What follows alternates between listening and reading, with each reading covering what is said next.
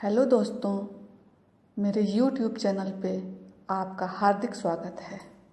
आज मैं आपको श्रीमद् भगवद गीता के दूसरे अध्याय का महात्म्य बतला रही हूँ। श्री भगवान कहते हैं, लक्ष्मी, प्रथम अध्याय के महात्म्य का उत्तम उपाख्यान मैंने तुम्हें सुना दिया। अब अन्य अध्यायों के महात्म्य श्रवण करो। दक्षिण दिशा में वेद वेत्ता ब्राह्मणों के पुरंदरपुर नामक नगर में श्रीमान देव शर्मा नामक एक विद्वान ब्राह्मण रहते थे। वे अतिथियों के पूजक, स्वाध्यायशील, वेद शास्त्रों के विशेषज्ञ, यज्ञों का अनुष्ठान करने वाले और तपस्वियों के सदा ही प्रिय थे। उन्होंने उत्तम द्रव्यों के द्वारा अग्नि में हवन करके दीर्घ काल तक देवताओं को तृप्त किया, किंतु उन धर्मात्मा ब्राह्मण को कभी सदा रहने वाली शांति न मिली। वे परम कल्याणमय तत्व का ज्ञान प्राप्त करने की इच्छा से प्रतिदिन प्रचुर सामग्रियों के द्वारा सत्य संकल्प वाले तपस्वियों की सेवा करने लगे। इस प्रकार शुभ आचरण करते हुए उन्हें बहुत समय बीत गया। तदनंतर एक दिन पृथ्वी पर उनके समक्ष एक त्यागी महात्मा प्रकट हुए थे। वे पूर्ण अनुभवी, आकांक्षा रहित, नासिका के अग्रभाग पर दृष्टि रखने वाले तथा शांत चित्त थे। निरंतर परमात्मा के चिंतन में संलग्न हो वे सदा आनंद विभोर रहते थे। देव शर्मा ने उन नित्य संतुष्ट तपस्वी को शुद्ध भाव से प्रणाम किया और पूछा, महात्मन, मुझे शांतिमयी स्थिति कैसे प्राप्त होगी? तब उन आत्मज्ञानी संत ने देव शर्मा को सौपुर ग्राम के निवासी मित्रवान का, जो बकरियों का चरवाहा था, परिचय दिया और कहा, वही तुम्हें उपदेश देगा। यह सुनकर देव शर्मा महात्मा के चरणों की वंदना की और समृद्धशाली सौपुर ग्राम में पहुंचकर उसके उत्तर भाग में एक विशाल वन देखा। उसी वन में नदी के किनारे एक शिला पर मित्रवान बैठा था। उसके नेत्र आनंदातिरेक से निश्चल हो रहे थे। वह अपलक दृष्टि से देख रहा था। वह स्थान आपस का स्वाभाविक बैर छोड़कर एकत्रित हुए परस्पर विरोधी जंतुओं से घिरा था। वहाँ उद्यान में मंद मंद वायु चल रही थी। मृगों के झुंड शांत भाव से बैठे थे और मित्रवान दया से भरी हुई आनंदमयी मनोहारिणी दृष्टि से पृथ्वी पर मानो अमृत छिड़क रहा था।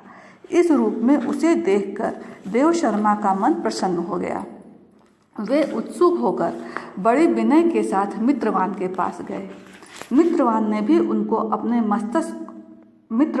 अपने मस्तक को किंचित नवाकर देव शर्मा का सत्कार किया। तदनंतर विद्वान देव शर्मा अनन्य चिंत से मित्रवान के समीप गए और जब उसके ध्यान का समय समाप्त हो गया, उस समय उन्होंने अपने मन की बात पूछी। महाभाग, मैं आत्मा का ज्ञान प्राप्त करना चाहता हूँ। मेरे इस मनोरथ की पूर्ति के लिए मुझे किसी ऐसे उपाय का उपदेश कीजिए जिसके द्वारा सिद्धि प्राप्त हो चुकी हो। देव शर्मा की बात सुनकर मित्रवान ने एक क्षण तक कुछ विचार किया। उसके बाद इस प्रकार कहा, विद्वान, एक समय की बात है, मैं वन के भीतर बकरियों की रक्षा कर रहा था। इतने में ही एक भयंकर व्याघ्र पर मेरी दृष्टि पड़ी, जो मानो सबको ग्रस लेना चाहता था। मैं मृत्यु से डरता था, इसलिए व्याघ्र को आते देख बकरियों के झुंड को आगे करके वहां से भाग चला। किंतु एक बकरी तुरंत ही सारा भय छोड़कर नदी के किनारे उस व्याघ्र के पास बेरोक टोक चली गई। फिर तो व्याघ्र भी द्वेष छोड़कर चुपचाप खड़ा हो गया। उसे इस अवस्था में देखकर बकरी बोली, व्याघ्र, तुम्हें तो अभिष्ट भोजन प्राप्त हुआ है। मेरे शरीर से मांस निकालकर प्रेम पूर्वक खाओ न। तुम इतनी देर से खड़े क्यों हो? तुम्हारे मन में मुझे खाने का विचार क्यों नहीं हो रहा है? व्याघ्र बोला, बकरी, इस स्थान पर आते ही मेरे मन से द्वेष का भाव निकल गया। भूख प्यास भी मिट गई, इसलिए पास आने पर भी अब मैं तुझे खाना नहीं चाहता। व्याघ्र के यूं कहने पर बकरी बोली, न जाने मैं कैसे निर्भय हो गई हूँ। इसमें क्या कारण हो सकता है? यदि तुम जानते हो तो बताओ। यह सुनकर व्याघ्र ने कहा, मैं भी नहीं जानता। चलो सामने खड़े हुए इन महापुरुष से पूछें। ऐसा निश्चय करके वे दोनों वहां से चल दिए। उन दोनों के स्वभाव में यह विचित्र परिवर्तन देखकर मैं बहुत विस्मय में पड़ा था।